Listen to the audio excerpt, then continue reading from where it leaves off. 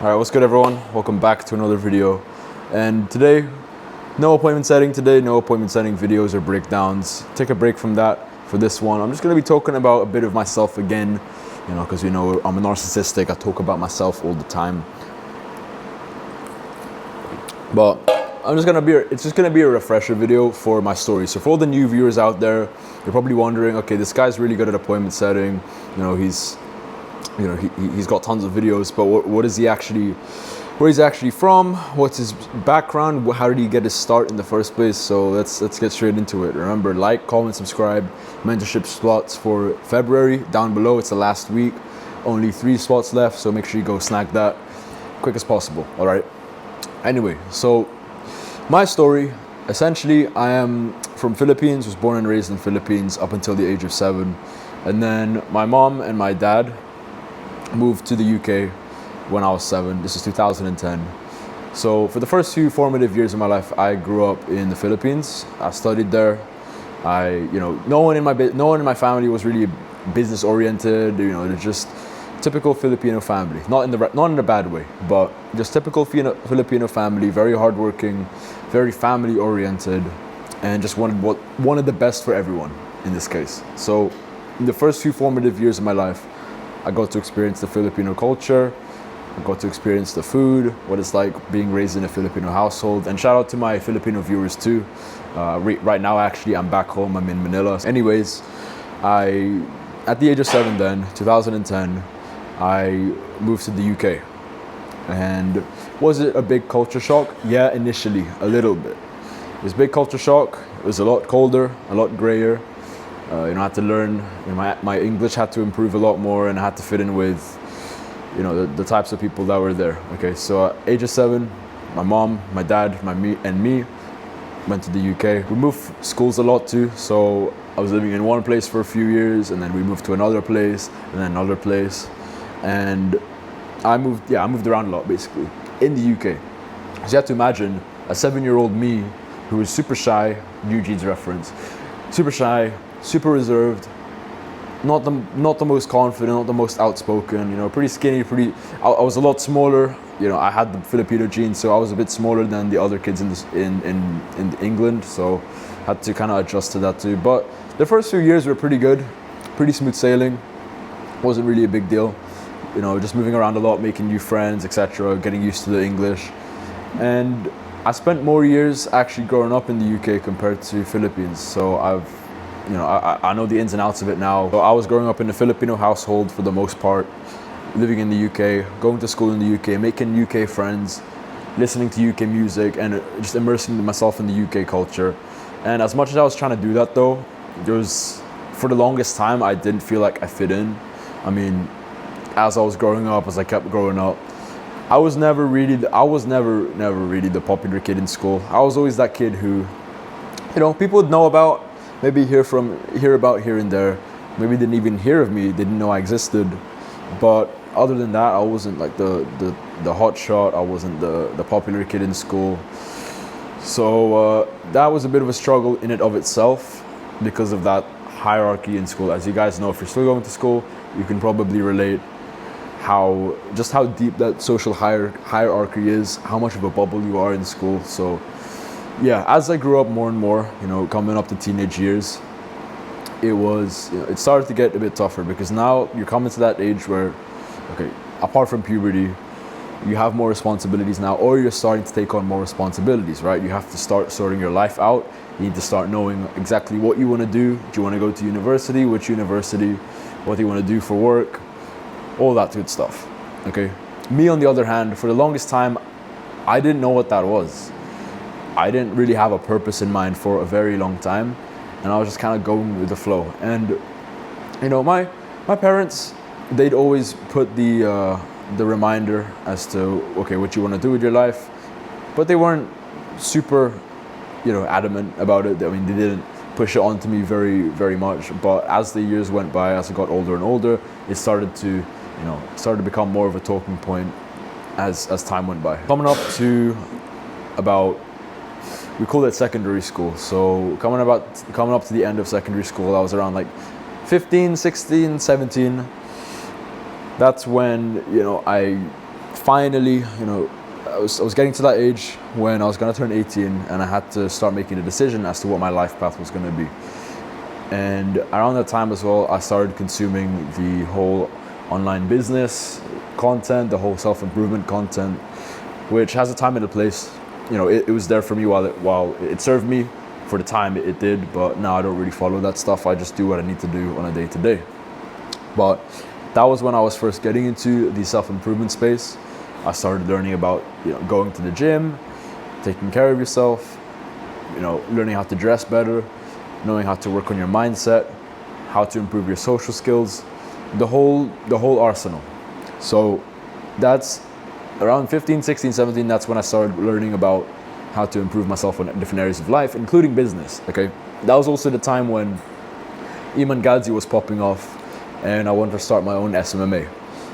Before that though, that was when I was starting to dabble into a lot of different businesses, trying to make some money, on the side while going to school. So the typical thing you'd do is you'd search up online how to make money without a job, or how to make money on the side as a teenager. Okay, so all these ideas came up, how to take surveys for money, do this, do that, resell clothes. I tried reselling clothes. I went on Fiverr, did some freelancing for a very, very short time. I used to design logos myself and sell them for 10 to 20 pounds a piece. I also very, very briefly, this is very brief, it was like a couple days, I used to try sell sweets at school, sell chocolate, but that didn't really work out because people were making fun of me in school for doing that, and I didn't have that. I had thin skin at the time, so I just cut it. So I was trying all these different things, trying to just make some progress in my life for once. Going from the video game playing guy, the skinny kid, the insecure kid, the Filipino kid, I had to do something. There's a lot of pain, but we have to turn that into motivation. So the first real business model, so this is now where I get into, okay, what sort of things that I do in the past, how I kind of got into appointment setting up to this point. What I did in the past. So, like I said, sold sweets, resold clothes on Depop. Real ones know what that is. Did some freelancing, maybe did some odd jobs here and there that I can't remember now. And then my first real business that actually took off was it was growing and monetizing Instagram theme pages. So these theme pages, if you think of pages that repost people's cars, car content, watch content, luxury lifestyle content, sports content, memes even, that was my first real hit. That was my first real business that took off. So I essentially grew this luxury page. I would repost cars, watches, yachts, etc., travel locations, and I grew it from 0 to 30K in a space of 9 months. 30K followers, okay? And that was great. It was a great feeling. It was the first thing that actually hit in a long time.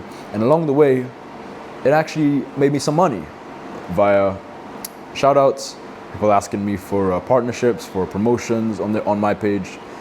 What else? Affiliate marketing as well.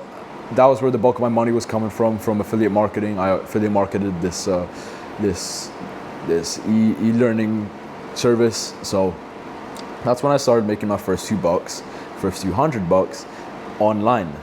And that first Wi-Fi money that you get, there's no better feeling than it. There's no other feeling that compares to it. And bearing in mind, when you're 15, 16, you're going through a lot of trauma, you're going through a lot of hardship.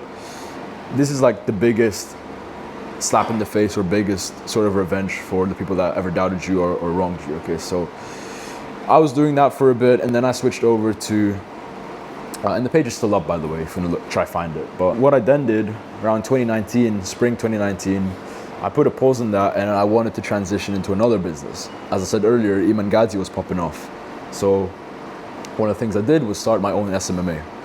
And that was a pain in the ass because I went a year and a half trying to run that, a year and a half trying to figure out how to market myself, how to sell, even how to deliver the service, which I had no clue how to do. I was trying to sell Facebook ads when I really just should have stuck to my guns and sold Instagram growth services, right? That's when I started making my first few cold calls. I was hopping around from niche to niche. I was just trying a bunch of different stuff, trying to throw stuff at the wall, see what would stick. Didn't work out. I wouldn't say wasted, but it felt like I wasted over a year and a half trying to get this to work. Signed 0 clients, no progress whatsoever. Eventually, I called quits on that. And how I called quits on that, this leads me on to my next, business that I tried to figure out. The next business I tried to start was back in the winter. So this is around winter time now, 2019, 2020. I thought to myself, okay, Matt, you've been trying to grow this SMMA for a year and a half now. You haven't signed any clients. You're trying to sell a service that you don't even know anything about. What are you doing? What are you gonna do? It's not gonna work out. Like, it's not even working out at this point.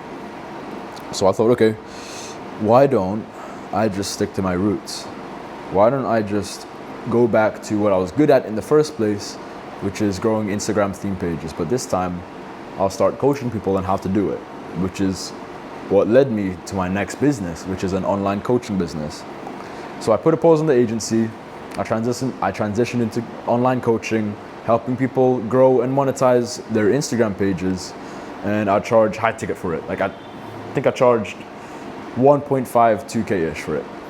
And then as soon as I did that, I was building my connections as well online at the time. Things were starting to slowly pick up. I met more people in the online business space, and one of the people I met in the online business space turned out to be my first client. And again, like I said earlier, there's no other feeling that compares to getting your first bit of Wi-Fi money online.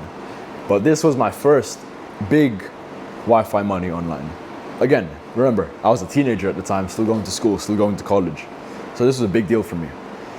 When I signed that client, it was actually someone from my connections. He was trying to grow his theme page. He was trying to monetize it. That was when I hopped on my first sales call. And I closed my first sales call. And I closed the guy for 2,100 USD, which was insane. And I didn't know how to react. I didn't know what to think of myself. But that was amazing. Got him good results, grew his page. But then things started to slow down. Oh, no, before it slowed down, signed another client, 1.5K. So now I just made like 3.7K or 3.6K in my bedroom, online, as a teenager. And this is just surreal to me, all right? So signed my first client, signed my second client. The second client actually hopped off. He wanted a refund. So that was a bit of a gut-wrenching moment, but you live and you learn. This is what happens. From that point on, I was going to uni as well now, so I couldn't devote as much time into it. And yeah, that's when things kind of slowed down, and I went through a long season again, like in the first business. Didn't work out, and I went a long period of time without any clients. So I was just focused on uni. Money wasn't coming in. I had to start back from zero, and I didn't know what to do. End of uni, I decided, do I want to keep going? Or end of first year in uni, I decided, do I want to keep going with this or not? And I decided, I don't want to keep going with this. It's not for me. I want to cut the cord early before it gets out of hand, because I already knew going into uni, like, I wasn't going to finish this. Maybe I was, just to really appease my parents and make them proud and my family, but deep down in my heart, the voice in my head said, like, this isn't something that you want to pursue, so why continue anyway? Okay. So after the first year, I dropped out. I had no other choice but to move back in with my parents, and that was those 9 months of moving back with the parents again. That was one of the toughest moments of my life. Again, I've had a lot of tough moments, even till this day, but that was one of the toughest moments. You go home, you're this kid who, had some wins here and there, made a couple bucks here and there, but other than that, back down to broke, doesn't have anything to show for it, no results, nothing. Didn't finish uni too, and you can probably imagine how those conversations were in the household. We'd butt heads all the time. My mom, everyone else in the family, we'd butt heads. They were telling me to get a job. I was being pressured a lot to do that. But I wanted to just stick around and figure it out. I'd stay there for as long as I can and try to figure my whole life out. Because at that point too, I was back at zero. I was super insecure again. My confidence was at an all-time low. My health was deteriorating, and there was just nothing going for me. So this is where I get into appointment setting. This is how appointment setting fits in. So I run this business. I run the online coaching business. Wasn't working out. And then a friend hits me up because he's just started his own coaching business. And he's like, hey Matt, do you want to help me out with my business? Because I just started it. A TikTok of mine just hit 1 to 2 million views and I'm getting a ton of leads for this. Can you help me set them? Now, why I say this whole 2 years of experience didn't go to waste was because one of the skills that I picked up faster than anything else was appointment setting. So there's that was a big reason why he reached out to me first. And I was more than happy to take on that responsibility for him. So I said, yeah, I'll help you set these meetings. I'll pack out your calendar. That's exactly what we did. And I got my first few commissions. And yeah, that's when I called quits on the online coaching business. That's when I decided to go all in on appointment setting for this guy. And he's a good friend of me now, a super, super good friend.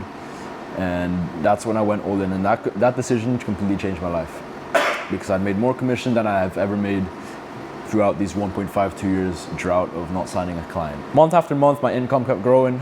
I was learning the ropes more with appointment setting. His business was growing, so we were getting more leads. We were getting more student results. He was always good at sales, so he'd sign those clients with ease. And everything was going up. Everything was growing. And for the first time, I finally had consistent growth in my online business journey. Finally. So a couple months go by, and that's when I decided to move out because I was finally able to. This was a dream of mine for a long time, to finally move out the parents' house. That was like my main mission, to move out of my parents' house and become self-sufficient as a man and really just develop myself. So in March of last year, so at the time of this recording, it would have been 11 months coming up to a year anniversary of me leaving the UK. And at that time, the UK as well, like it's on a decline. So that's another big reason why I left. So I moved out, went across the other side of the world. I went to Thailand, spent 3 months there, moved into a sick ass villa with my boys, living in the hot weather, immersing myself in the Thai culture. And that was one of the best moments of my life. So to go from a super, super low point in my life to a really, really high moment in my life, one of the highest moments in my life, that was crazy to me. I couldn't believe it. Still super grateful I made it happen, but wouldn't have done it without the people around me and the people who supported me, including you guys on the channel. So we went to Thailand for 3 months, lived our best lives, and I think the biggest learning lesson was that was my dream life, but I made it happen within 6 to 9 months. I thought it would take 6 to 9 years for it to happen. You have to build yourself up, you have to get super rich to live this sort of lifestyle. No, it can happen as soon as 6 to 9 months of just hard work and focus. And everything in Thailand is a lot cheaper. Everything towards Southeast Asia is cheaper. So if you know your way around the game, if you know how to hack certain things, you can live that same sort of millionaire lifestyle, your dream life, in a matter of months. Okay, it'll happen a lot sooner, but it won't happen without the hard work and the vision. So I moved to Thailand, lived there for 3 months, worked on the content, networked with some more people, got some more mentors. Everything was looking up for there. I started training Muay Thai too. So if you follow me on Instagram, you'll know I train Muay Thai too. I actually have a Muay Thai session after this, so should be good. And then after Thailand, it was actually my mom's idea before I left. She said to me, okay, if you're going to Thailand, you may as well see your Lolo and Lola, which means grandma and grandfather. In Tagalog, you may as well go see them in the Philippines. And for some reason, I hadn't thought of that. But that was a really good idea, so shout out mom. So after Thailand, after those 3 months was up, flew to the Philippines, back to the motherland, and met my Lola and Lola. I met family who I hadn't heard from in a long time, in years in fact, and settled myself in. What my plan is now, and I'm still here today. So I've been here for 8 months now, settled in now. I feel way more Filipino again. It's good to be back in the culture and see my kuyas and ates and my lolas and lolas. And throughout this whole time, I've just been continuing to build the channel, continuing to hone in my appointment setting skills, and just working on myself in other areas of my life, meeting more people, meeting more killers. And here we are today. We're in Manila. We're in this lovely cigar lounge / office, smoking a cigar. I just recorded some course content for you guys. So the Art of Appointment Setting 2.0 will be out very soon. That's what I've been working on today. So yeah, that's pretty much a backstory of me. I hope that made sense. I hope you resonated with it. And I hope it gives you an idea as to how quickly things can change if you just put your mind to it if you have a vision and you know exactly where you're going, and you just accept the highs and the lows that come with it, but you don't give up. Sounds like a guru. I sound like a guru, but you know, this is just what's coming to my mind. It's what holds true to me. All right. So I hope this inspires you. We've got a ton of new stuff coming along the way. I'm super excited to show you. And again, if you're new to the channel, I hope you get to know me more. I hope this helps you get to know me more and my background, my story. And yeah, apart from that, hope you enjoyed the video. A bit of a different one today. Like, comment, subscribe. And again, if you want to learn directly from me, if you want to learn the game of appointment setting, you want to live vicariously through me, what I've done, the mistakes, the things that worked, the things that didn't work, and just take every single thing from my brain onto yours, and you want me in your corner helping you out with this appointment setting journey. Because if you want to do the same thing as me, get into appointment setting, start working remotely, start earning money from almost anywhere, almost at any time, at your own pace, then you know what to do. If you want to be mentored directly from me, link in the description. There's only 3 slots left for this month, so make sure you're quick. And we're not just going to accept anyone and everyone too. I'm only going to accept killers. I'm only going to accept people who have a vision, who are willing to put in the work.